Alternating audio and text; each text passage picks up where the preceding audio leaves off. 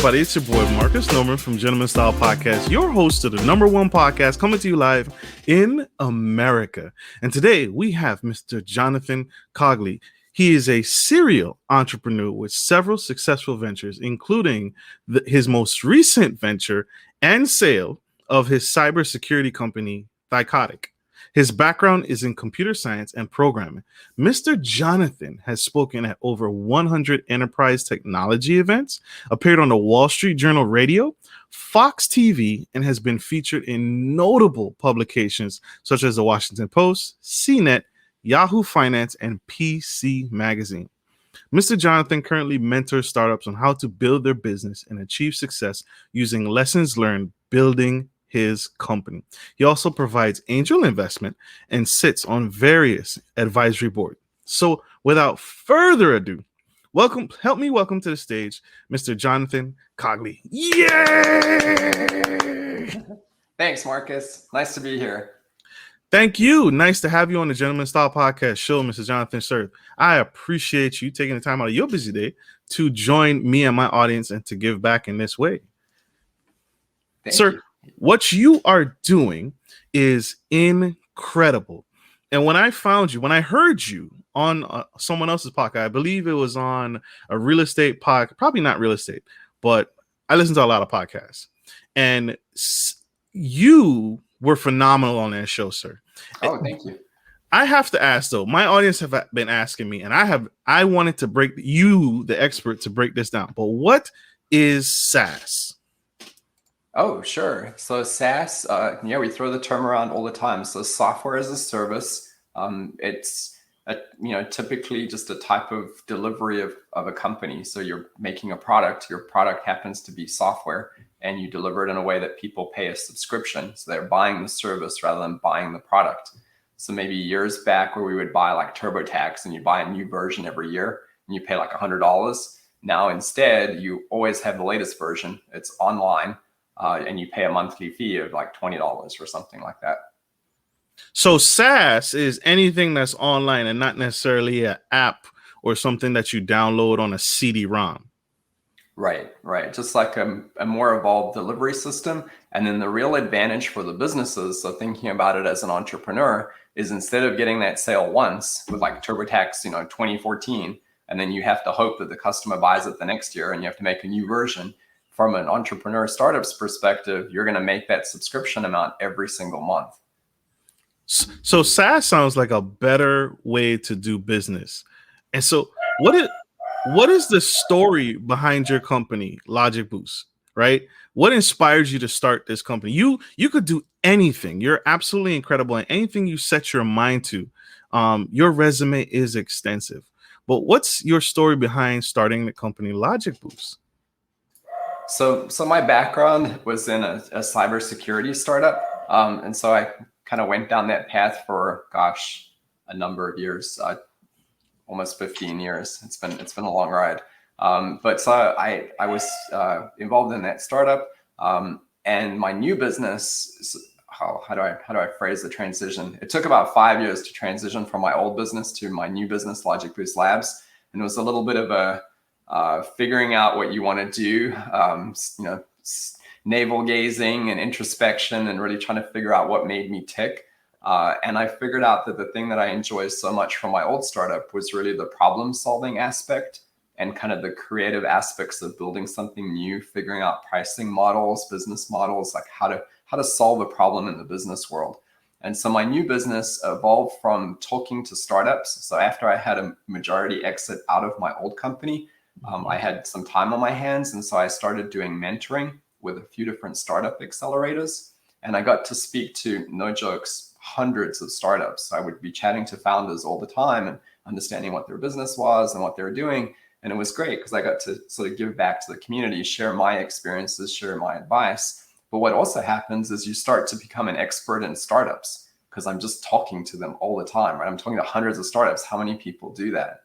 Not many people do. And so I became an expert in kind of what troubles they go through and things that they should be thinking about, what's working in another startup and how can you apply that in yours.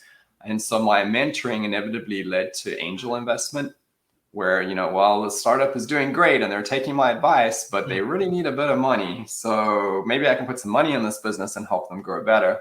And then what I discovered was giving them some advice and giving them money isn't necessarily everything that some startups need. They really need access to the right talent. And so my new company, LogicBoosts Labs, I launched in November of 2019. And the concept is, let's provide investment, so funding.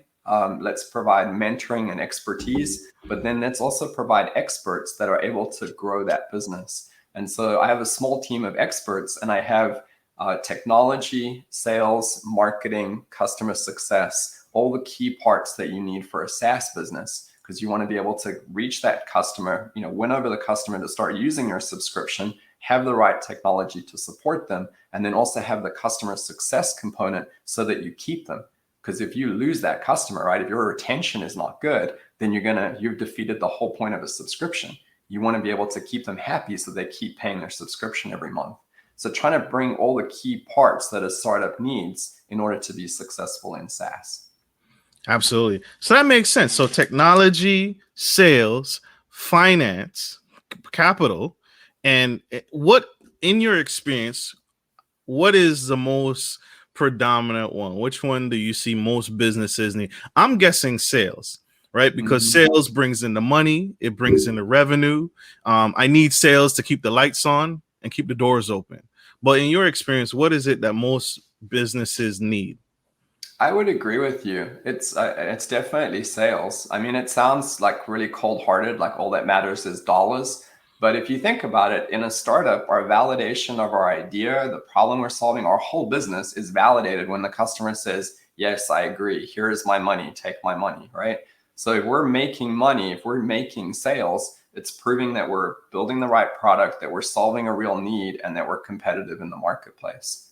So, and it's also the oxygen for your business, right? Your oxygen is cash. So you need that subscription revenue, which again is huge with SaaS. If you've got nice SaaS revenue, those are usually smaller dollar amounts, but they're very regular. And cash is king, as we say, or cash is oxygen, right? For your startup. If your startup runs out of cash, it runs out of oxygen. And I can't keep the doors open. That makes absolute sense. And thank you for agreeing with me. I was just shooting in the dark. But you're right? I need the consistent cash and I need the money to come in so I can keep employees happy. I can keep payroll. I can keep the doors open, and I can innovate. Right? I can move on to other pieces of the business, like technology. Yeah, it really will fund all the other parts of your business. If you're having trouble with retention, but your sales are good, you can use those dollars to hire customer success folks to make sure your customers are getting what they need out of the product and increase your retention. Likewise with R&D, if you need to improve the product, if you have the sales, you can start allocating those dollars towards hiring more R&D people. So it's really key. There's no point spending it all on R&D if you don't have any sales, right? It's true. That's true. And so I got two questions for you that came out of that. And so one, LogicBoost helps with a number of different things, but who is LogicBoost best suited to partner with? And then two, or what type of business are suited for partnering with LogicBoost? And then two, can you help me with hiring? Right, I need a CFO or I need a CPA. Can LogicBoost help me with that? Good question. So the typical target for us is just based on the expertise we have and the experience. So we focus on B2B startups. So companies that are making software for other businesses. I don't usually focus on consumer-based software. It's just not in my wheelhouse. It's not something I have experience in. I've tried. I've tried a few things with consumer, and it's hard. So personally, I prefer B2B, which is kind of a whole different discussion, but it's an easier value proposition when you have a business buyer, like a corporate buyer, and what they're looking to achieve with software. Then we also look at SaaS businesses. So again, with my technical background and the team that I've built, we focus mostly on software because that's kind of the type of business that we know how to scale and where we see success. So that's the typical fit for us. In terms of life cycle, we're usually finding startups come to us who are either pre-revenue, so they haven't actually made any sales yet, or they're early revenue. So maybe they've got 2 or 3 beta customers, or maybe they made 3 or 4 real customer sales, but it's still early days. They're figuring out, how to make the business work. And then we're usually able to help them. Our goal is to take them from that pre-revenue or early revenue, put all the pieces in place to help them define their pricing, their sales process, plan out how a sales team would look. What would the growth plan be for maybe the first 2 years of that startup's life? And try to take them from $0 all the way up to $1 million annually recurring revenue. So 1 million ARR. I'll take it. You all, go ahead. In terms of hiring, so to the second part of your question, so we're a pretty small team and we only focus on a couple of key aspects for a SaaS business. So for example, we have a CPA that we use to run our business, but we don't provide CPA services to our startups. But we're certainly able to advise them on like what they need or how to think about that, because we've just got decades of experience running businesses in general. So we can help you vet people like that. In terms of core discipline, though, we have a CTO on staff who is, just a technology expert. So he's able to dive in. He usually coaches the CTO in our startups. So when a startup comes into our program, they'll actually develop a relationship. His name's Chris Stazak. So Chris will develop a relationship with that CTO and kind of coach them. He's got a couple of decades experience. They usually have a year or 2 years experience. So it's a good fit, right? He can help them and teach them the ropes and what sort of things to consider and think about. And then we have that same equivalent for sales. So we have a VP of sales who again has over a decade's experience in B2B SaaS sales. So really knows how to do the whole thing. And then with customer success, we have a VP of customer success who again has that level of experience. So we're able to help you and come in and put the pieces that you need to get your go-to-market strategy together. But we can also help you if you're hiring. So say you're hiring for a customer success, like a more junior person, our VP of customer success who's hired, tens of managers in that area over her career can help you put your job rec together, help you with interviewing, all those types of pieces. You are a one-stop shop. I feel like you are able to take a business and take it to that $1 million threshold, and because of your years' experience, it's almost like you're a pocket mentor. You have all the pieces that a business typically struggles with: technology, incorporating the right technology and systems into my business, the hiring and placement, the sales. You are a one-stop. Where have you been all my life? Like, oh and my there's God. another interesting aspect to it as well. And this was part of the thesis of LogicBoosts Labs is if you're a startup, let's say you're a startup and you've already managed to get $500,000 in funding. Okay, so already you're in the upper cream, right? A lot of startups struggle to get any funding at all. But let's say you got $500,000 in funding. You've got a product together. You built the idea. Maybe you got 1 or 2 beta customers, and you really need a VP of sales to come in and start building out your sales team, get your first, 50 deals in the door and figure out all those pieces. So you're going to want a VP of sales that has maybe, say, at least 8 years of experience in the industry, who doing B2B SaaS sales. Okay, here's the problem. That person, if they're any good, they already have a job and they're already getting paid really well. And they're already working for a company that's doing $30 or $50 million a year in sales. So how are you going to hire that person? You've got your $500,000 in your bank account, but that's to run your whole business. You don't have a lot of stability to attract the right talent into your company, right? And so that's part of my thesis too, is that through the connections that I have, because I've hired so many people over the years, I know a lot of people in the industry, and they trust me because we've worked together. We have a good reputation in industry, and I'm able to bring them into LogicBoosts Labs, which is a much more stable entity, right? We have adequate funding. We're going to be around. So I'm able to hire that VP of sales onto my team and then loan them out to you as part of our investment. So you actually get access to talent that you wouldn't be able to hire otherwise. These folks are too successful. They're not going to be available, and they're not going to risk it on a small startup.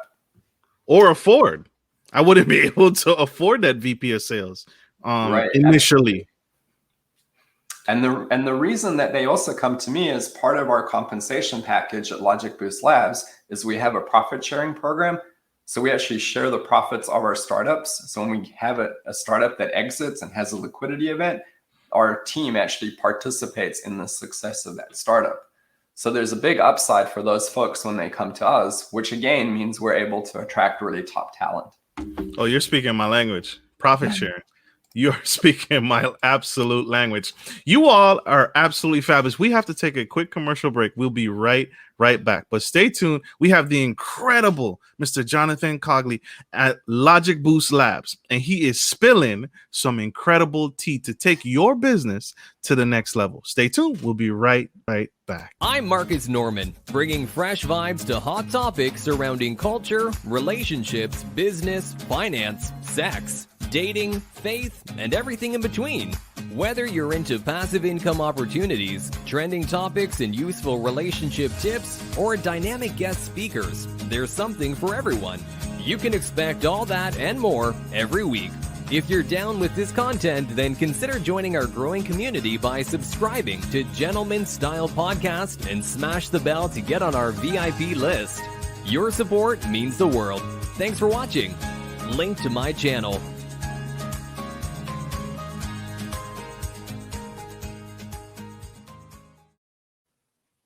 Hey everybody, this is Marcus Norman from Gentleman Style Podcast, and we have the CEO, founder of LogicBoosts Labs, Mr. Johnathan Cogley, and he just spilled some incredible tea. He is talking about his incredible company that helps startups, particularly business-to-business startups, SaaS startups.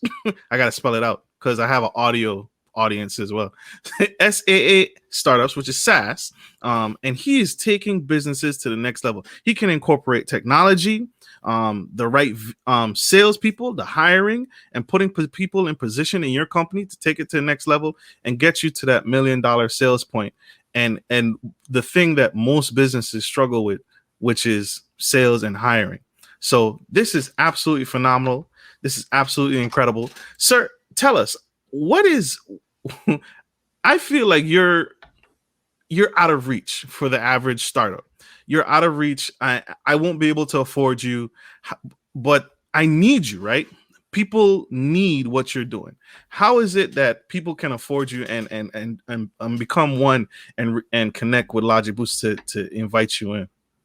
Oh, good question, Marcus. So we're not a consulting shop, so there are no billable fees or anything like that. Our business model is a little different.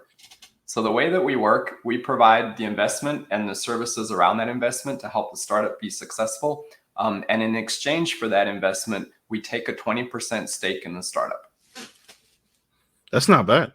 That is not bad. That's not, I'm thinking Shark Tank. So Shark Tank, they're always going for the 51, 52% ownership. So this is not a takeover. You're not taking over my company. No, I've been the founder of a startup before. In fact, more than one, and it's a lot of work. So I'm quite happy for you to run your startup and we'll just be there to help you. That's absolutely incredible. And you had some exciting news about, so y'all, he's being very humble. But his company that he sold, man, I would have never sold. His company that he just sold got purchased. And so tell us, it's been what, over $1 billion it was purchased for? Yeah, so the news is pretty fresh, and they just put out an official announcement on the website. So my original company, my cybersecurity company that I founded, it was called Thycotic. And so I ran that business from 2005 through 2015. And then I sold a majority stake to a private equity firm in New York City. So I was able to build the business to 10 million a year in revenue, about 45 to 50 employees. So that's kind of my sweet spot, taking something from zero up to, quite honestly, by 10 million, it was getting a little big for me. It's a lot of bureaucracy, a lot of HR. I kind of prefer smaller companies, but it was a great ride. I worked with some amazing people who really helped make it all happen. But the private equity firm, they took over in 2015. So I sold a majority stake to them, but I still had a stake in the business. So I still stayed on the board, attended board meetings, was able to still have input over the last 5 years. And they have just crushed it. They've done a phenomenal job. They took the company from 10 million a year in revenue to in 2020, I don't know the official number, but well over 100 million in revenue was done in 2020. So it just increased the business 10 times in the space of 5 years. Just absolutely phenomenal. And then the news that sort of just leaked out, but the company was just sold by that private equity firm. It's now going to be merged with another company called Centrify, and the deal size is over $1 billion. So I brought that up, and that's incredible. So you all, when you're dealing with a seasoned expert, right? And so this is not a fly-by-night business. This is not something brand new. Mr. Johnathan and his team know what they're doing. And that's major, right? That's major. That's a big deal to be able to grow a business. That must have been hard. That would have been hard for me to let go my baby. You've had numerous companies, but I don't know. I would be very hard pressed to let go of my company. But anyway, I digress. That's major, y'all. You're dealing with a seasoned professional. So, sir, is SaaS something temporary to the economy and the COVID-19 recession that we're dealing with? Or is SaaS something that's here to stay that businesses need? Well, I think if you think of it more as just a delivery model, so SaaS, it's a way of getting a solution to our problems, right? So we used to buy packaged software in the past. Even before that, maybe we'd write all our own software, right? If you went back 50 years, you would be building all your own software. You wouldn't be something, as a company, you couldn't just buy off the shelf stuff. So you can sort of see it as the progression. We used to build our own software, then other people would build it, and we'd buy it as packaged software. And there was different pricing strategies. We'd pay maintenance, maybe we'd get like upgrade protection. Remember those days? You'd buy upgrade protection on your product. And it's just evolved to the point now where instead of buying a product, we just buy whatever the latest version is. We always have the latest thing. If you think about Gmail, it's kind of weird, right? Because it's free, so we're the products. It's a little different, but still, you don't really think about versions with Gmail. You just go to the website and there's your Gmail. That's the latest up-to-date version of it. So why shouldn't it be the same for your tax software, for your logistics software, for anything that you're using in a business? Shouldn't you be able to just go to a website and the latest version is there? So SaaS is just really a delivery model and a pricing structure and a way of servicing and retaining a customer on a subscription. So most likely there'll be new variations and rethinking of that in the next 5 to 10 years. I'm sure there'll be new ideas and ways to progress it, but it's certainly not disappearing anytime soon. Just because there's so many benefits to it. Like we said earlier, you don't have to keep selling the customer on new versions. You just have that customer as a subscription. Also, what we're seeing is companies that are subscription-based tend to get higher valuations than kind of old school. So if you're a company that's maybe been around for 10 or 15 years and you're still selling, the 2016 version of your product, then you release a new version 2 years later and you sell the 2018, and you're selling those different versions like that, and all your revenue is based on an initial upfront cost of the product, and you have to resell the customer every couple of years and hope that they upgrade, the value of your business is going to be a lot less than a subscription company that's getting monthly subscriptions. Just because of those retention, the fact that your customer is not going away, you don't have to resell them. So your cost of keeping that customer is so much cheaper. And then all the positive cash flow that you have, right? That cash flow just running through your business. So it's a much more profitable way to run a business. And you're therefore rewarded if someone wants to buy your company with a higher valuation because you have that subscription model. So that's, speaking of subscription, y'all, I want to point out something on the show today. We have a subscription model ourselves. If you notice down below, Miss Shanique Henry, thank you, Miss Shanique, for being an incredible subscriber to the Gentleman Style Podcast Show. So she is actually a subscriber. I wanted to give her a big shout out. Thank you for subscribing to the channel and being a sponsor of the show. And she says to you, congratulations, super amazing, Mr. Johnathan. Awesome. Thank you, Shanique. Thank you. So that's major, and that makes sense. I've noticed that a lot of businesses have been transitioning to the subscription-based model. Whereas before, it's an automatic buy-in. You don't have to reconvince me because I'm already subscribed and I already support. You don't have to reconvince me of the new thing, and I automatically get the latest and greatest. Mm-hmm. If you're starting a software company today, like a software startup, like you'd be crazy to not do SaaS. Like, why would you unless your industry is so stuck in the past that you have to sell like a version of your product and do it that way, of course you would launch a subscription business. In fact, what's been happening with so many of the software vendors for years now is they're trying to make the transition to subscription. In fact, my old company, Thycotic, has been doing that for the last 5 years. So going from perpetual plus maintenance to subscription, and it's a real challenge for cash flow, right? Because you've got that upfront that you're getting a nice infusion from new customers. Maybe, so let's say your selling price of your solution is $50,000. Well, if you can sell a new customer, you get a check for $50,000, right? If you're selling a subscription, it's usually averaged over, depending on how you go, but rough rule of thumb, maybe 3 years. So take the 50K, divide it by 3, so maybe 16,000 a year. Well, so if you're in the old model and every time you get a new customer, you get a check for 50K, in a subscription business, when you're shifting your business model, you're only getting a check for 16,000, but you're going to get it every year going forward, right? And you can budget. Businesses that are transitioning, it's actually quite hard because their cash flow dips. But you see in the long term, it's going to pan out. It's going to be okay because it's a recurring. You don't have to keep reselling that customer every 4 or 5 years on a new version. I love that. I absolutely love that. What comes to mind is Netflix. Netflix got me with the new increase in price in the subscription. So is Netflix a SaaS? Technically it is, because they provide software and it's a monthly subscription.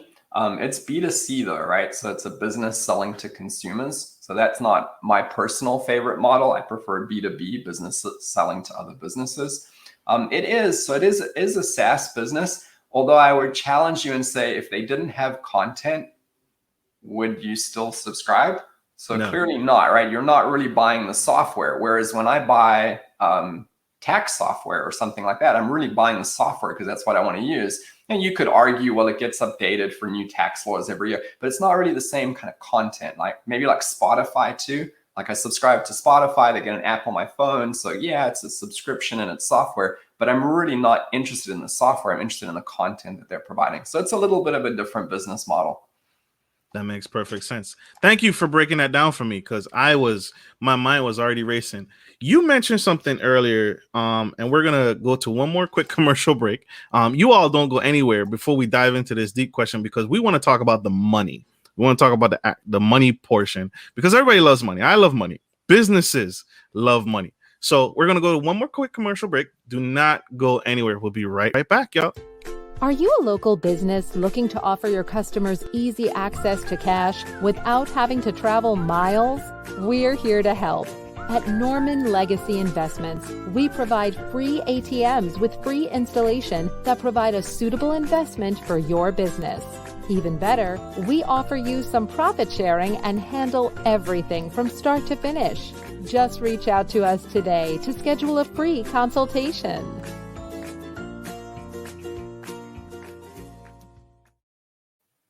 Hey everybody, this is Marcus Norman from Gentleman Style Podcast. We are back with the incredible CEO, Johnathan Cogley of LogicBoosts Labs. And he just went over how LogicBoosts Labs helps small SaaS businesses and made the comparison for us of different models of businesses and the subscription model and how beneficial it is to companies and small businesses going in this field. And so this is absolutely incredible and dynamic, and we have to stay engaged with this. I love this. So talking about the money, can LogicBoost help me get access to capital? And if so, how? Oh, good question. So we do have connections to some angel investment networks, and we do have connections to some venture capitalists. That's usually further along the line though. So the startups that we work with are usually pre-revenue or early revenue. So either they haven't made any sales yet, or they've got just maybe 10K a year in sales, something like that. So pretty early stages. The problem with a VC or an angel investment network, if they look at that level of revenue, they're probably not going to fund you. So you need someone different. You need someone that's going to do more seed level investment. So we write checks for the startups that we take into our program, anywhere from $100,000 to $300,000 investments. That's the typical size. And usually what we do is, instead of just writing a check for say 300K, we'll do a go-to-market plan with the startup So we kind of interview you as a startup and see if you're going to be appropriate for our program. So first off, we're looking for B2B and then SaaS startups. So it has to be a software focus and it has to be selling to businesses. We'll interview you. We'll try to understand what you're like as a founder, like how well you understand the space. Do you really understand the problems that you're solving? Oftentimes, the founders that we talk to have worked as a person in that industry for a while. So let's say you're making construction software. They might have been like a foreman on a construction site for 5 years, and they've seen all the challenges, but they do some programming in their spare time, or maybe their best buddy does some programming. And so the two of them come together and figure out, hey, we know how to revolutionize the construction industry, and we're going to do this cool thing. And they've got 2 customers already. That's kind of the perfect fit. We're like, okay, you guys really understand construction. You've got the technology. You've got the smarts to be good entrepreneurs. So we interview them and qualify all those different things. And then we come up with a go-to-market plan together to say, maybe you need some marketing. So maybe you're going to need like $50K's worth of marketing. So put $50,000 on the balance sheet. You're going to need maybe a VP of sales to come in and build out your sales team. And you're going to need some technical help, maybe to proof out the MVP and really get your first product ready for market, for the bigger leagues. So there's a strategy. Our go-to-market plan could say maybe come out like $200K. Some of it's in cash and some of it's in services that we're going to provide to help launch that startup for maybe the first 6 to 18 months of our involvement. I love that. So there's a plan. It's not just we're cutting you a check. We're going to plan out and strategize with this infusion of capital. That makes sense. Yeah, it's really more of a partnership. So then we're coming in exchange for that whole plan and our execution on it. We're getting 20% ownership in the startup. And so we're fully vested, right? We care about the startup being successful, because if it doesn't, then we just wasted our money and we wasted our time.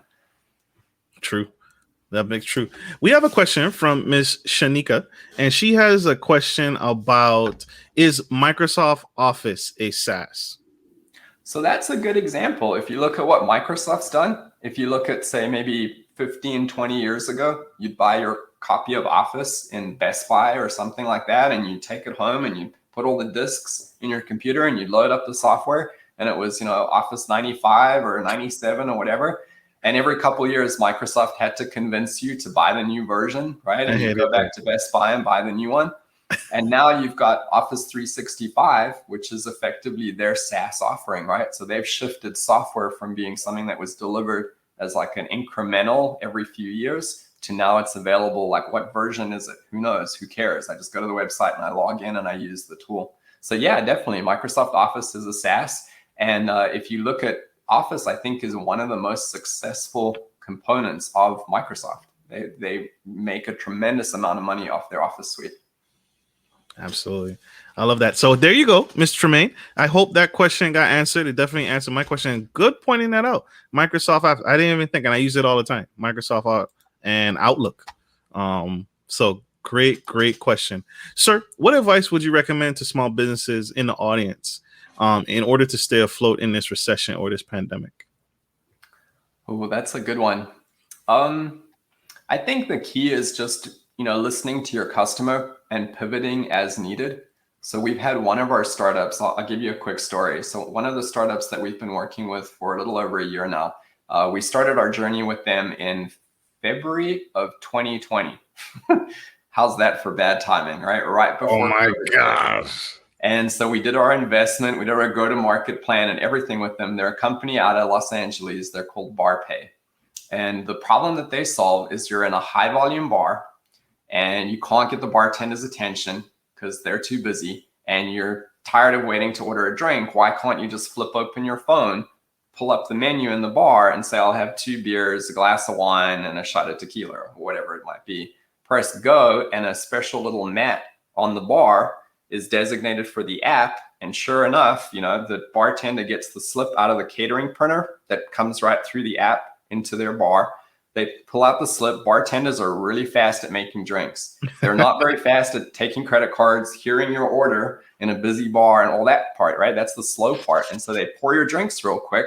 They put them on the mat and you've already checked out on your phone. You've already paid it. You've done the tip, everything. You show your order number and he gives you your drinks and off you go. Great app. I love it, right? This is why we invested. We did the go-to-market. We're going to be really successful with it. And then COVID hit. And then there are no high volume bars. Oh, so what do? So they're so smart. Our founders there, they looked at it. They understood their customers. They chatted to restaurant owners and bar owners that they're working with in LA. And they started to understand what the challenges with COVID were. And so they pivoted and they took their app and they said, well, why don't we make it contactless order and payment? How does that work? We all know QR codes, right? So they shifted, added QR codes, and then did contactless order and payment. Now you can order your drinks or order your food if you're in a small scale restaurant that's still allowed to be open. And you can do it all right on the same app.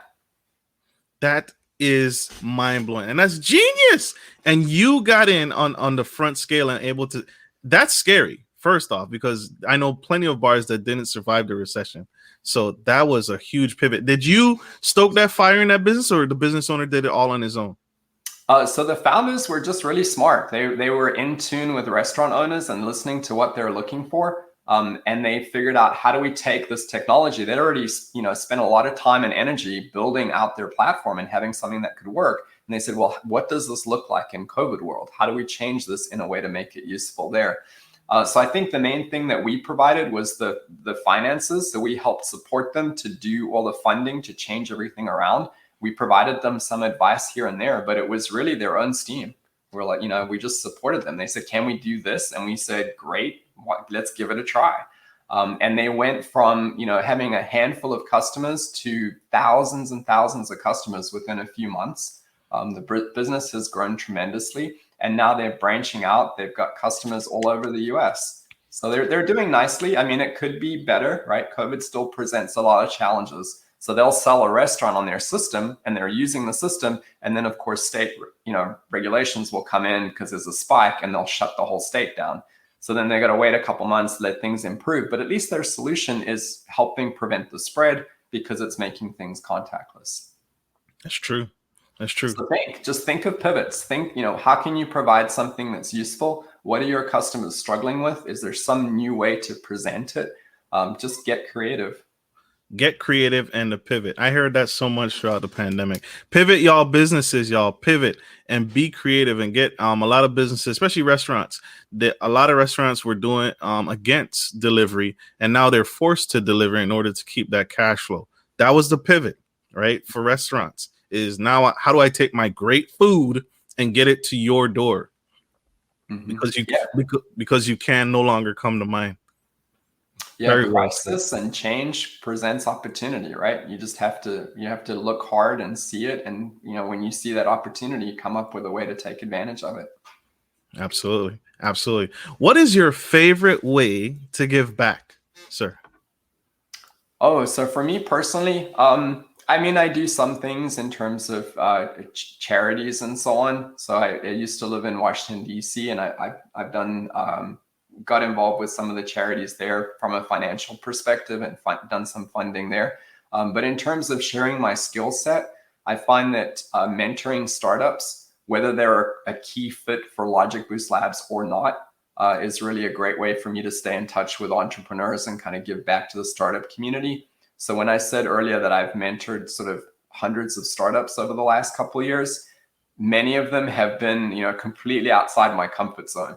They might be in government healthcare or something like that, which is not something I know very much about, but the fundamentals are still the same. So I'll talk to those companies, I'll share what I can, try to point them maybe to other folks that are better suited for their needs, make, connections, that kind of thing. So I just enjoy chatting to folks in the startup community. Again, when I do mentoring, there's no cost. So if someone wants to just chat to me for, 30 or 45 minutes, tell me a bit about your business. I'll see if I can give you some pointers on how to help.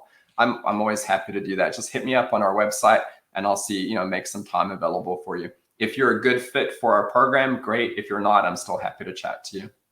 Absolutely. And how can people connect with you? What are the best way to contact you and get in contact with your team to have that chat?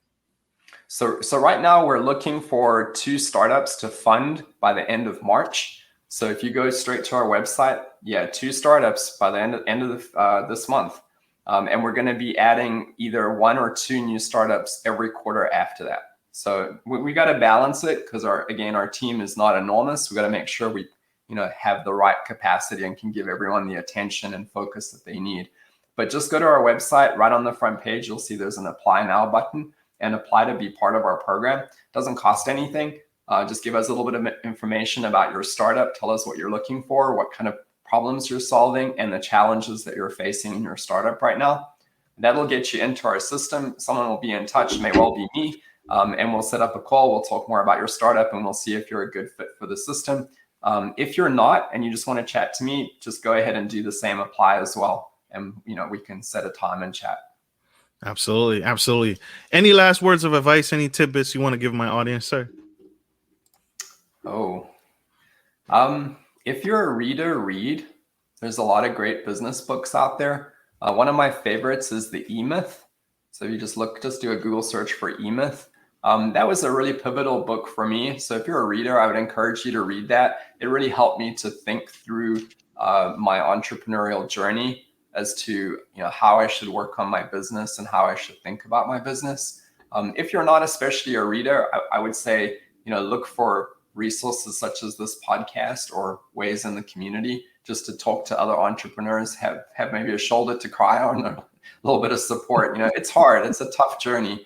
People think being an entrepreneur it's kind of the cool thing to do, but it's hard. There's a lot of risk there, and it's a tremendous amount of work. Absolutely. Thank you for that. Thank you for Mr. Johnathan. I appreciate you taking the time out of your busy day to help and give back in this way. This helped me, and I hope this has helped you all, my audience. We got to give Mr. Johnathan back. He has a company to run and more companies to take to that next level, him and his team. So Mr. Johnathan, sir, I thank you for what you're doing. I appreciate you, sir. Please don't. Marcus, thanks so much for the opportunity today. It was great to be here. Absolutely. And thank you all, my audience, for tuning in to the Gentleman Style Podcast show. Thank you for your gracious support, and thank you all for our sponsors for sponsoring the show and subscribing. This is what helps us, allows us to develop this great episode and get special guests like Mr. Johnathan on. Like I always say, take care of your friends, take care of your families, and take care of business. This is Marcus Norman from Gentleman Style Podcast and Mr. Johnathan from LogicBoosts Labs signing off. Love you guys.